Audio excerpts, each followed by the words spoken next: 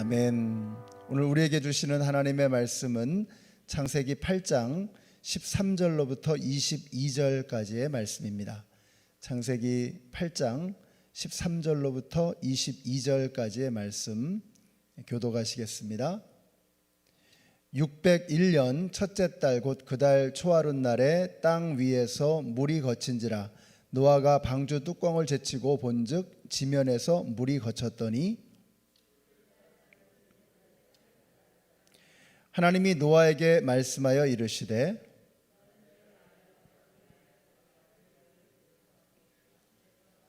나와 함께한 모든 혈육 있는 생물 곧 새와 가축과 땅에 기는 모든 것을 다 이끌어내라. 이것들이 땅에서 생육하고 땅에서 번성하리라 하시매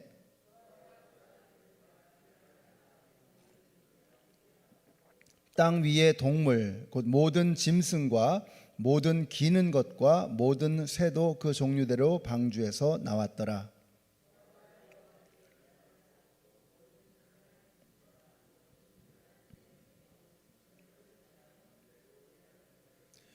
여호와께서 그 향기를 받으시고 그 중심에 이르시되 내가 다시는 사람으로 말미암아 땅을 저주하지 아니하리니 이는 사람의 마음이 계획하는 바가 어려서부터 악함이라. 내가 전에 행한 것 같이 모든 생물을 다시 멸하지 아니하리니 땅이 있을 동안에는 심음과 거둠과 추위와 더위와 여름과 겨울과 낮과 밤이 쉬지 아니하리라. 아멘. 네, 오늘 방주에서 나와서 가장 먼저 들은 말씀과 가장 먼저 한 일, 이런 제목으로 오늘 말씀을 함께 살펴보겠습니다. 지난 주일에 오이코스를 방문한 적이 있습니다. 몇 년 전에 우리 교회에서 켄터키에 있는가요? 그 방주를 실제 그 모형을 만들어서 그 세워놓은 그 방주를 방문한 적이 있었다라는 말씀을 들었습니다. 그 안에는 뭐 노아의 식구들이 함께 지낼 수 있는 여러 가지 부대 시설들도 다 있었다 이런 말씀을 하시더라고요. 저도 한번 가보고 싶다 하는 생각이 들었습니다. 이 방주의 사이즈는 길이가 135m, 또 넓이가 22m, 높이는 13.5m에 해당합니다. 그러니까 축구장보다 조금 더 길고요. 축구장이 한 3분의 1 정도의 폭 정도가 되는 그런 사이즈입니다. 그러니까 어마어마한 규모이죠. 유대인들의 전승에 의하면 이 방주를 짓는데 소요되었던 시간은 100년에서 한 120년 정도가 되었을 것이다 라고 이렇게 그들은 생각을 하고 있습니다. 아무튼 굉장한 규모입니다. 자, 그러나 방주의 규모가 아무리 엄청나다고 해도 산 같은 파도에 비하면 그냥 인력 편주에 지나지 않은 것입니다. 낙엽 잎사귀 하나 정도와 같이 아무것도 아닌 것이죠. 그냥 폭풍 앞에 서 있는 그런 촛불처럼 위태위태한 그것이 바로 방주의 상황이었습니다. 자, 방주의 그러한 참 아무리 그 방주가 크다고 해도 그 거대한 파도 앞에서 방주는 아무것도 아니었다는 것이죠. 근데 그럼에도 불구하고 홍수가 끝난 다음에 온 세상에 그 물 위에 남아 있었던 것은 오직 하나, 노아의 방주 하나였던 것입니다. 모르긴 몰라도 그 당시에 뭐 배들이 좀 있었겠죠. 근데 그 모든 배들이 다 가라앉고 오직 노아의 방주 하나만 남아 있었던 거죠. 여러분, 노아의 방주에는 추진기관도 없고 조종기관도 없다고 말씀을 드렸습니다. 그러니까 노아의 방주는 정말 그야말로 아무것도 아닌 것이죠. 출애굽기에 나오는 그 테베, 이 노아의 모세의 갈대 상자, 그걸 테베라고 부르는데 이 모세의 갈대 상자와 똑같은 단어를 쓰는 것이 바로 이 노아의 방주입니다. 기본적으로 상자라는 말이에요. 상자. 그러니까 방주라는 말은 상자라는 뜻입니다. 그러니까 추진기관도 없고 조종기관도 없는, 그야말로 아무것도 스스로는 할 수 없는 그런 존재가 바로 방주였다는 거죠. 그런데 홍수가 끝난 다음에 이 세상의 모든 것들 위에 오직 하나만 동동 떠 있는 거예요. 그게 바로 노아의 방주였다는 거죠. 이유가 무엇이었을까? 방주가 추진기관도 조종기관도 없고 뭐 대단한 엄청난 그런 것도 아닙니다. 요즘 현대에 만드는 뭐 그런 어마어마한 그런 배도 아니에요. 근데 어떻게 방주만 살아남을 수 있었느냐 하는 겁니다. 이유는 하나밖에 없습니다. 방주의 선장이 하나님이셨기 때문에. 여러분, 하나님께서 방주를 밀어주시고 하나님께서 방주를 움직여 주셨기 때문에 오직 방주만 살아남을 수 있었던 것입니다. 우리의 인생도 마찬가지죠. 우리가 꼭 방주와 같습니다. 그냥 엄청난 홍수, 엄청난 폭풍, 파도 앞에 떠 있는 그냥 아무 힘도 없는, 스스로 아무것도 할 수 없는 그런 존재로 동동 떠 있는 상태. 그게 바로 우리의 인생 아니겠습니까? 우리가 뭘 할 수 있습니까? 비가 오면 비를 맞는 것이고, 비가 오지 않으면 가뭄이 생겨서 농작물이 망치는 것이고, 우리 인간이 할 수 있는 건 정말 아무것도 없다는 거죠. 자, 그런데 우리가 어떻게 이 땅을 살아갈 수 있는가? 이 험난한 세상에서 우리는 어떻게 생존하며 어떻게 소금으로 빛으로 하나님의 자녀로 하나님의 백성으로 살아갈 수 있는가? 방법은 하나밖에 없습니다. 하나님께서 우리의 인생의 선장이 되어주시는 거죠. 하나님께서 우리의 삶을 밀어주시고 하나님께서 우리의 삶을 이끌어 주실 때 우리는 침몰하지 아니하고 이 땅에서 하나님의 백성으로 살아갈 수 있는 줄로 믿습니다.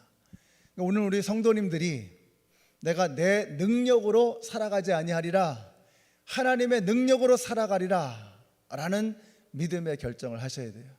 이제는 내가 내 뜻대로 조정하면서 내가 원하는 방향으로 가는 것이 아니라 기도하면서 매일 새벽마다 나와서 하나님 앞에 무릎 꿇고 기도하면서 내가 처해 있는 이 상황에서 나는 어떻게 나아가야 할 것인가, 어떤 방향으로 선택해야 될 것인가, 내 마음대로 하지 말고 하나님의 뜻을 따라서 결정하시는 우리 성도님들이 되시기를 바랍니다. 우리 인간은요, 기도하지 않으면 결국은 어긋난 잘못된 길로 갈 수밖에 없습니다. 왜 그럴까요? 우리 인간은요, 기본적으로 이기적인 존재입니다. 그래서 내가 원하는 방향으로, 나에게 편리한 방향으로, 나에게 이득이 되는 방향으로 결정하게 되어 있습니다. 본능적으로 그래요. 그래서 우리의 기준은 항상 그렇죠. 어떻게 하면 더 돈이 되느냐, 어떻게 하면 더 이득이 오느냐, 늘 이것이 우리의 기준이 되잖아요. 어떻게 하면 더 편한 쪽으로, 어떻게 하면 내가 덜 손해보는 쪽으로, 이게 항상 우리의 모든 결정의 기준이 돼버리거든요. 그래서 기도하지 않으면 우리는 어쩔 수 없어요. 이기적인, 뼛속까지 이기적인 존재들이기 때문에 우리는 기도하지 않으면, 하나님께 우리의 뜻을 물어보지 않으면 우리는 항상 금전적으로 이득이 되는 쪽으로, 항상 우리의 몸이 편한 쪽으로, 항상 내 이름이, 내 명예가 높아지는 쪽으로 결정할 수밖에 없는 그런 연약한 존재들이라는 거예요. 근데 기도할 때, 그래서 하나님의 뜻이 무엇인지, 하나님이 나에게 무엇을 원하시는지를 물어보면서 하나님의 뜻을 따라 살아갈 때 우리는 이 험난한 세상 속에서 빛을 잃어버리지 않고 맛을 잃어버리지 않고 하나님의 자녀로 살아갈 수 있게 되는 것입니다. 그러므로 오늘 여기 나오신 이 모든 성도님들, 오늘 제가 주님의 뜻대로 살아보겠습니다.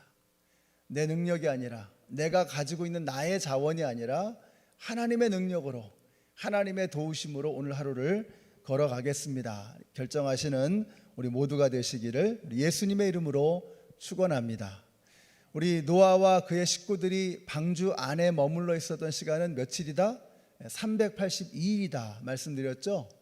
자, 이 382일 만에 방주에서 나왔습니다.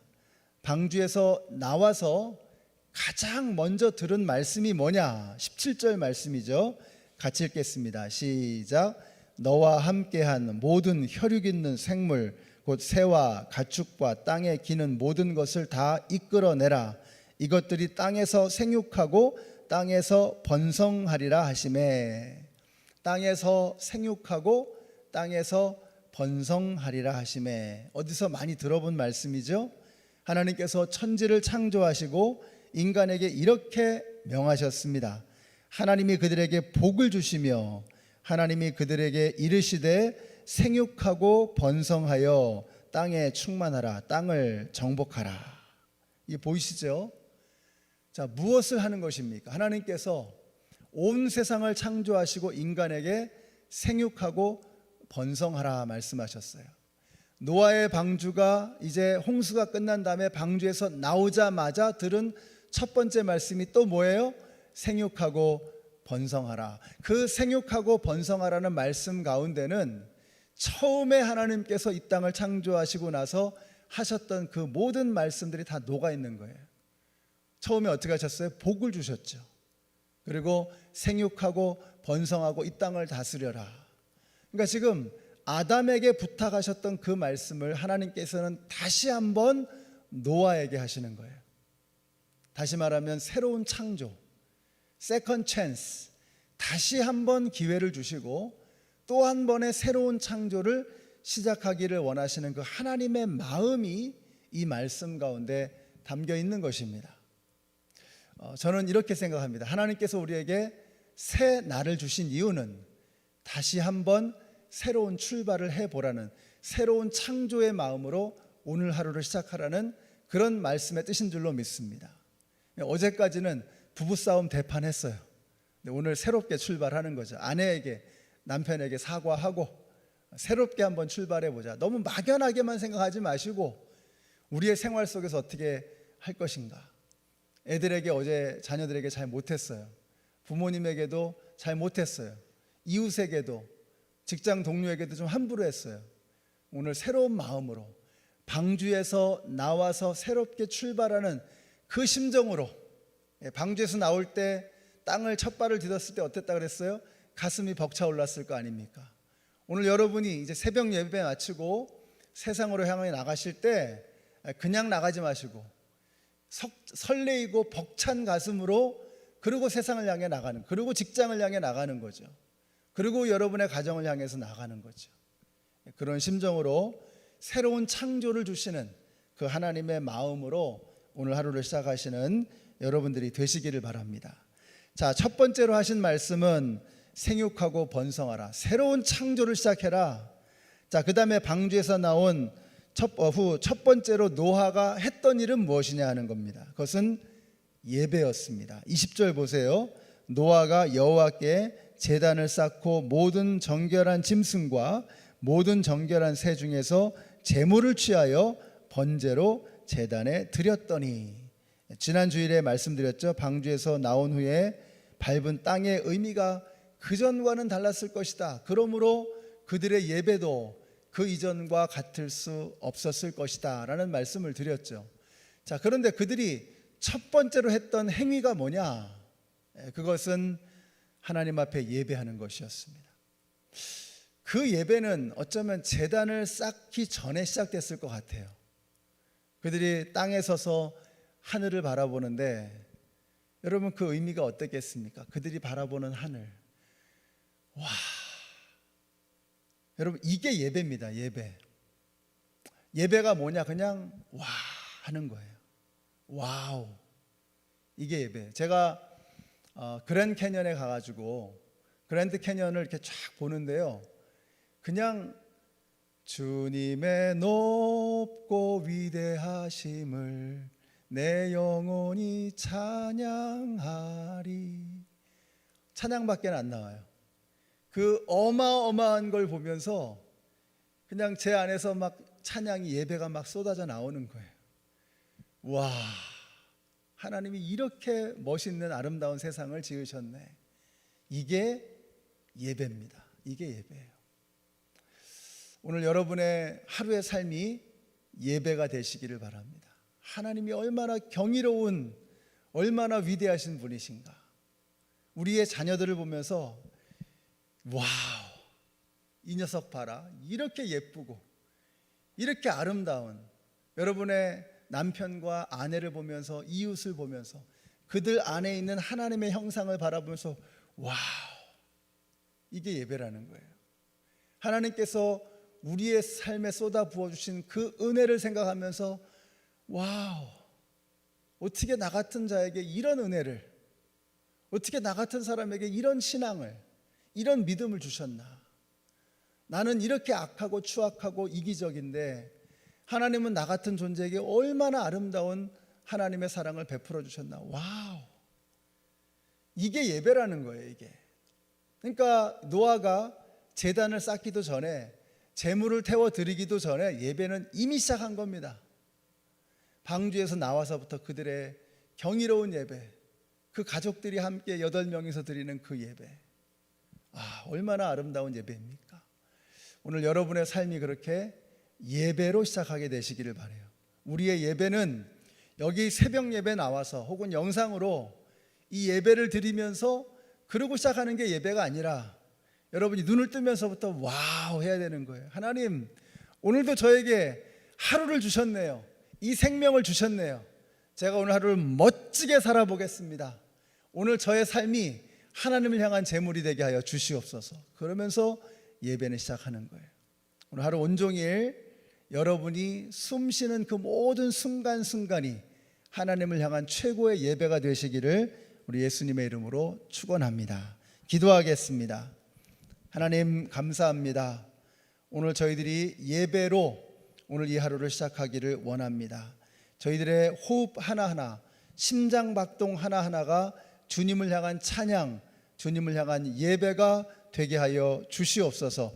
예수님의 이름으로 기도드렸습니다. 아멘. 우리 함께 같이 기도하겠습니다. 오늘 기도하실 때 우리 성도님들의 하루의 삶이 주님을 향한 지금까지 드린 어떤 예배보다도 훌륭한 최고의 예배가 되게 하여 주시옵소서. 여러분 기도해 주시기를 부탁드리고요.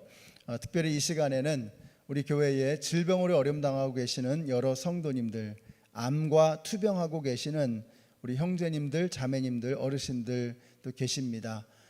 또 우리 주위에 정말 힘들고 어려운 마음에 그런 무거운 짐과 또 어려움으로 하루하루를 몸부림치며 살아가는 그런 분들이 계십니다. 하나님께서 그들의 마음을 위로해 주시고 그들의 정신을 어루만져 주셔서 깨끗하고 맑은 마음으로, 맑은 정신으로 하나님을 찬양하며 예배할 수 있도록 우리 같이 한번 합심해서 통성으로 기도하겠습니다.